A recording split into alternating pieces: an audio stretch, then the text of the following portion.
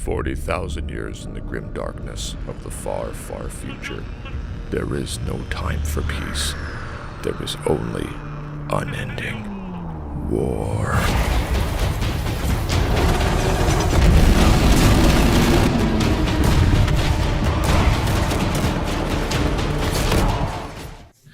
Welcome back, my friends, on our third adventure learning about the various factions and races of the incredible tabletop game, Warhammer 40,000.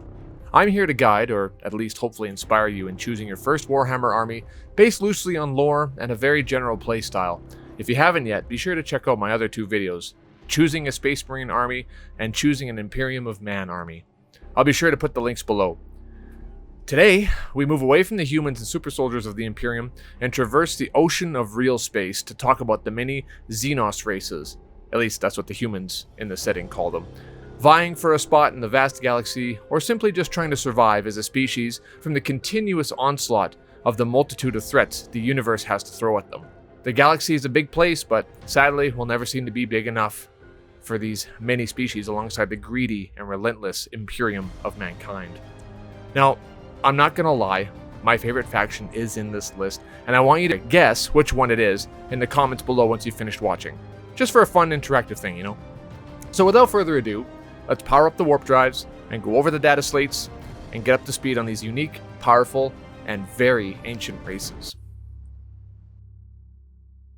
This isn't the easiest video to begin because of the variety of alien races that exist in the game setting, so maybe we should just start at the beginning, like way back to the start, billions of years before the humans and space marines were even the beginning of a thought. Let's start with the indomitable Necron Tier. This is an ancient race, and during their earliest years, they were a dying people, cursed from the first moments they drew breath. By the time these Xenos creatures were adults, they were already mortally sick from the dark radioactive pollution their dark star was emanating into them and their homeworld. This terrible ailment was shortening their lifespan so much that they couldn't keep up with the burials of their dead. They basically would spend their entire life preparing their own graves and the graves of their offspring. They knew they needed to expand their technologies and find a way to cure their ailments so their next generations would have a better chance of survival. So, in a unitedly desperate attempt to deny their ultimate demise, they went all in on technological advances and groundbreaking space travel in a stunningly short period of time, desperate to colonize other worlds and continue to research a cure for their very short lifespans. In their ventures, they met an ancient race known only as the Old Ones. They were godlike beings that basically resembled massive, amphibious, basically godly space toads, and this race had ultimately achieved immortality. In a desperate attempt, the Necron Tier asked them, almost begging them for help, to achieve at least a fraction of their power to save their people and to give them a chance at life. However, to their disappointment, the Old Ones told them no. For reasons unknown, their only salvation would be denied to them. This obviously devastated the Necron Tier, and in an angry retort, they declared war on these godlike beings. Let's just say things did not go well for the Necron Tier. They suffered massive casualties, and just when all hope seemed lost for these guys, they met another group of ancient beings, known as the C'tan. Alternately, these very godlike creatures offered the Necron Tier immortality in exchange for their allegiance and promise to help destroy the Old Ones. This was an obvious win-win for the dying race, and without much of an alternative choice other than their ultimate demise, they agreed almost immediately. So, with the help of the immensely powerful godlike creatures, they were able to nearly obliterate the Old Ones. One C'tan, known as the Deceiver, had a massive device built and told Zerakan, the king of the Necrons, to bring all of his people to this great device, or to these great devices, and to shed their old, weak, and dying bodies and embrace their new immortal ones, the gift that the C'tan had offered. Now let's just take a moment to reflect on this. A golden god creature, known as the Deceiver, makes a deal with you. The Deceiver. Obviously, the creature deceived people to call itself a deceiver, so anyway, this massive shiny golden god, known only as a deceiver, tells everyone to trust him and proceed into this strange device to accept his gift of immortality. What could possibly go wrong? Well, it went as well as you can expect. The device ripped the souls of the Necron Tier out of their fragile bodies and transferred their base consciousness into living metal husks of their former selves and became autonomous slaves to the C'tan. After everything, they were ultimately deceived.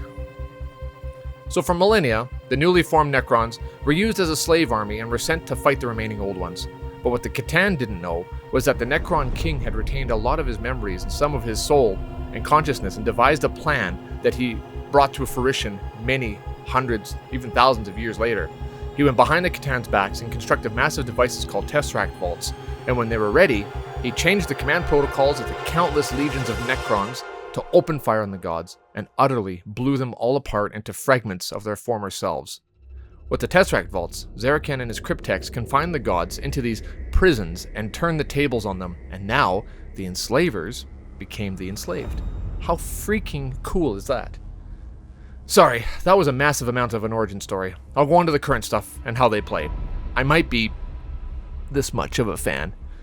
So the Necrons, after years or centuries of conquering and annihilating everyone and everything in their path, they created their tomb worlds and put their legions into a deep sleep state to wait out the eons, waiting, planning their ultimate return to claim the entirety of the galaxy and maybe try to find a way back to their old flesh form.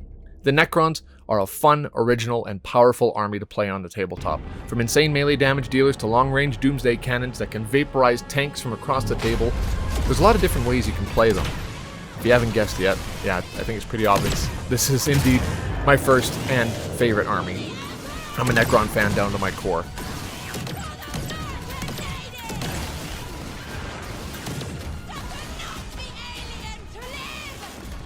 One of the main reasons I love them so much is the fact that they can reanimate and heal every round. You can have hordes of Necron warriors, and after they get mowed down by gunfire, as long as at least one of them is still alive, and once the attack is over, you can roll dice, they stand back up as though nothing happened. They are persistent and have some great tricks up their sleeves. They can be played in a multitude of styles, ranging from heavy firepower to hard-to-shift melee units like the Lich Guard. This is my favorite army, probably because they look so much like Terminators. And no, not these Space Marine Terminators. The real Terminators. The OG. The fact that they can get blasted apart and get back up makes them hard not to love. And I also enjoy their lore the most. Just a bunch of grumpy territorial robots that just want to have what is rightfully theirs. I guess if your whole race went through what they did, you'd be a little jaded too, wouldn't you? If you like these guys and wish to learn a bit more about them, be sure to read arguably the best Black Library books about them, The Infinite and the Divine, by Robert Rath. It's sure to give you a good laugh and make your jaw drop at the sheer scale of the story.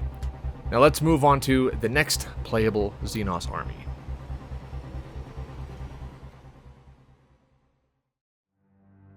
The next army will be one of the Necron's eternal enemies, who were created for the sole purpose of fighting them. A psychically gifted race birthed to defend the Old Ones against the Catan and the Necron Tier, the Eldar are an ancient species of monumental psychic power and immortality. These space elves go back almost far as the Necrons and were left unchallenged for millennia after Necrons went down into their tomb worlds to sleep out the eons. After the Old Ones were inevitably destroyed, the Eldar began colonizing and conquering countless planets throughout the galaxy. They inevitably became bored. So, what does an egotistical, unchallenged race do when they get bored? Well, they apparently fall into acts of debauchery, doing terrible things to the lesser races they've conquered, torturing them for their own amusement and other things we won't get into. Eventually, the countless trillions of suffering souls that went screaming into the warp inevitably birthed a fourth chaos god, She Who Thirsts, Slaanesh. A Tyran Immaterium caused this demonic god access to an insane number of conquered Eldar worlds and their craft worlds, and they were all slaughtered and devoured. Only a fraction of the Eldar managed to escape unscathed into an alternative pocket dimension that they used to escape, traverse, and live in, relatively safe from the thirsty god. They managed to build massive planet-sized arcs that they could live on in the webway, which they call craft worlds. Some of the Eldar, in response to the constant threat of being consumed by the chaos-born god, some of them went to even deeper masochistic ways, creating terrible, terrible devices to torture their prey as sacrifices to Slaanesh, using these tormented souls of those they inflict this endless pain on as an offering to She Who Thirsts, as a way to ward Slaanesh off and keep her at bay. These Eldar are known as the Drukhari. They traverse the webway, then spring out into the mortal realms, quickly ravaging unsuspecting planets and ships where they raid and pillage them, then bring slaves back to do horrendous things to them. They're a very fast, viciously powerful melee arm. Their succubi are especially powerful. They are dark, evil, fast, and will carve away anything in their path. They have access to fighter aircraft, raider ships, and even some decent firepower. If you like evil, selfish, and lightning-fast duelists, this army is right up your alley. Another kin to these evil creatures are the Asuryani, the craft world Eldar that are just trying to survive. They utilize their vast psychic abilities and great speed with their jet bikes and their powerful wraith form mechs and such. One of the really cool lore of the Eldar with the Asuryani are their wraith lords, their wraith guard and wraith titans. They use these gems, called soul stones, to absorb the souls of fallen Eldar and place them on wraithbone constructs to serve on, even after death, keeping their souls out of the warp where Slaanesh hungrily awaits them. If you like a fast, powerful, and tactical army, the Asuryani are really fun to play. They have an ability at the beginning of each command phase to use this thing called the Strands of Fate, where you roll a bunch of dice and use those to guarantee all of your saving throws, your psychic tests, wounds, hit rolls, wound rolls, all that stuff. Kind of like Miracle Dice of the Sororitas, only you get a buttload more of them. Another subfaction of the Eldar are the Harlequins, strange Eldar jesters that seem to know everything that is about to happen before it does. They're very mysterious creatures, wearing theatrical masks and speaking in riddles. Whenever a massive event that includes chaos, especially Slaanesh, and her demons, they usually show up and help out, putting them at bay. Their deeds are confusing, and they seem to work with all races, to their own ends, usually screwing over the side that they partnered up with in the end. If you like to dance around your opponents with blistering speeds and crazy other shenanigans like jumping out of transports, attacking, and jumping back into them, these are the performers for you. Last of these Eldar are the Ynnari, led by Yvraine, who believes in a future for all of the Eldar. One of the only noble races, even if you'd even call them that. They can bring all of the Eldar races together into one army when playing, and have access to a resurfaced god of death, the Incarn. Sorry if I pronounced that wrong. Nothing else really stands out other than access to the Incarn and the Vizarch, and of course Yvraine herself. Some very powerful characters. Bringing some Drukharian Harlequins in your army opens up the possibility for some powerful tactics and a blend of carnage that would be near impossible to deal with. Next, we have a fun army. Yes, in the lore too, they are a very fun race. I can only be talking about the Orcs. Yep, green hulking Orcs in space are a thing. What these green goofy giants lack in intelligence, they make up for in sheer will and determination. Their passion for fighting, or as they call it, Krumpen, is just sheer insanity. If they can't find someone to fight, they eventually start fighting each other.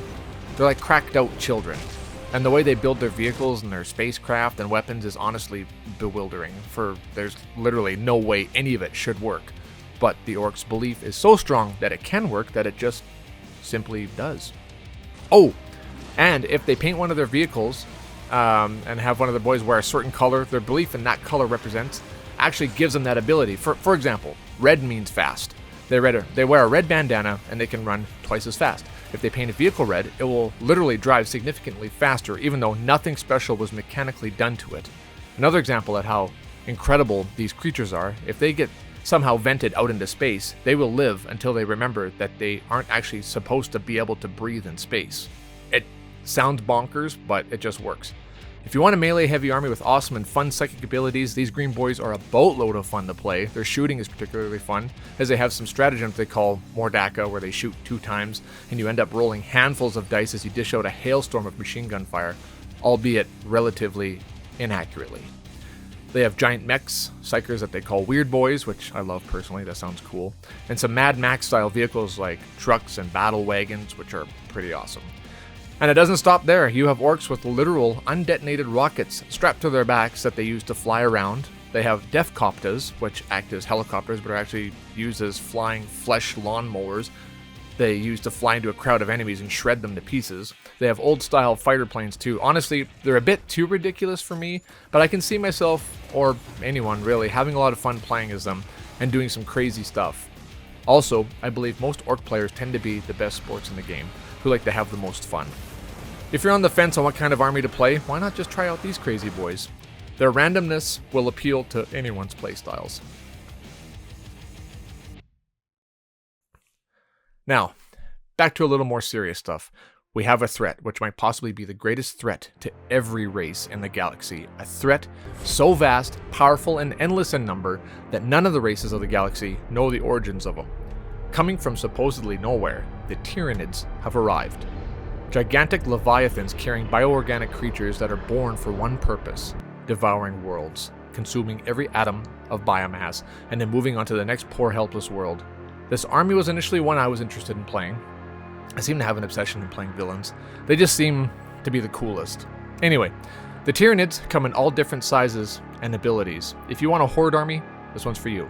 They have flying units that can harass from above.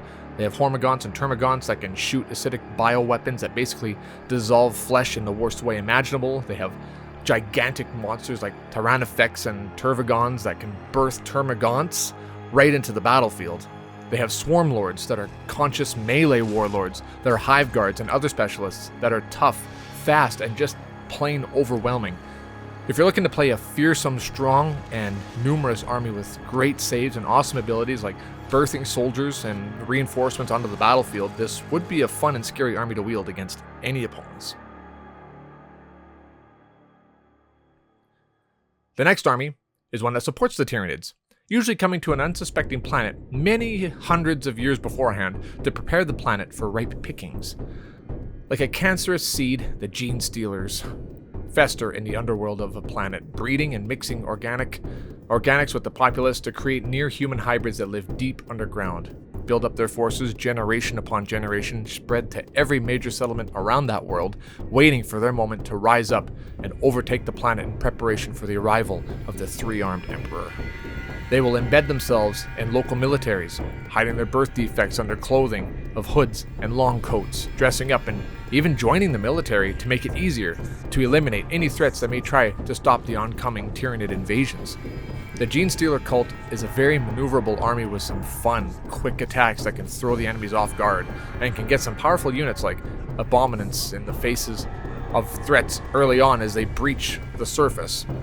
Using rock grinders and other mining equipment, they attack with dirt bikes that they can use to drive by, plant explosives, then drive off, leaving a wake of destruction behind them.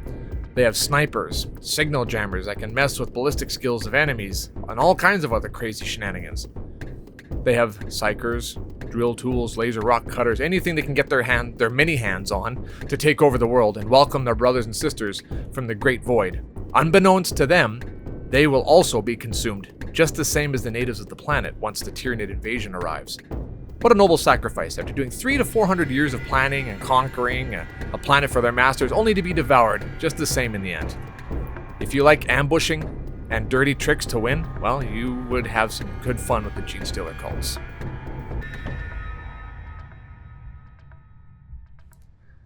Next, we have a new race that hasn't been seen in the game in quite some time. We have here the Leagues of Votan, an army of space dwarves that I know, unfortunately, very little about. I watched one battle report by Play on Tabletop. Yes, I name dropped, but they are without a doubt the best battle report channel on all of YouTube. There are many good ones, but check these guys out. Anyway, they did a battle between the Adeptus Mechanicus, and with the player using them, Tack, he's unbeatable with them. He was absolutely obliterated by this Votan army. They move slow, but man, they can take a hit and dish out the melee hits. Their firepower is nothing to joke about either, but being that they're relatively new, there aren't a lot of units to choose from just yet. Sorry, I don't know enough about them, and we'll definitely be doing some more research into them, but so far from what I have seen, they have been significantly nerfed, as they were already too powerful once they were released back in 9th edition. Yeah, like even before the codex for them was even released. So if you want some grumpy, grudge-holding, mechanized space dwarves, they might be worth checking out, and be a very powerful starting army for your collection. Lastly, we have the youngest race in the setting. The young, naive, yet technologically sophisticated race known as the Tau. They're young, so that means they're slightly naive, and are one of the only races that have put aside their own differences among clans and came together for what they call the greater good. They're a very fragile race, with small physique and the need to rely on superior firepower and massive mech suits they use to dash around the field and unleash unbelievable amounts of accurate firepower. They have tried everything they could to try and find common ground with all the other races they've encountered, but were met with harsh retorts of open conflict. However, given that they are open-minded and an understanding race, there are recordings of some Imperial soldiers and other Xenos joining the Tau and helping them achieve a peaceful end to the galaxy's unending wars. If there were any good guys in the Warhammer setting, I think the closest thing you'd get to that would be the Tau. That might just be a personal opinion, but... So utilizing advanced technology and drones, these guys use every means to ensure they annihilate their enemy from great range. They set up ambushes using stealth technology that keeps them concealed until it's time to strike. Just because they have advanced firepower doesn't mean they're lacking in melee. Okay, maybe I'm giving them too much praise in that department, but they are not without melee. They have some pretty badass warriors that can dish out some serious blows up close. Well, there's one warrior, Commander Farsight, comes in, guns blazing and blades swinging. So if you're looking for a long-range powerhouse that can blast through armor with ease and incredible accuracy, this army will deliver.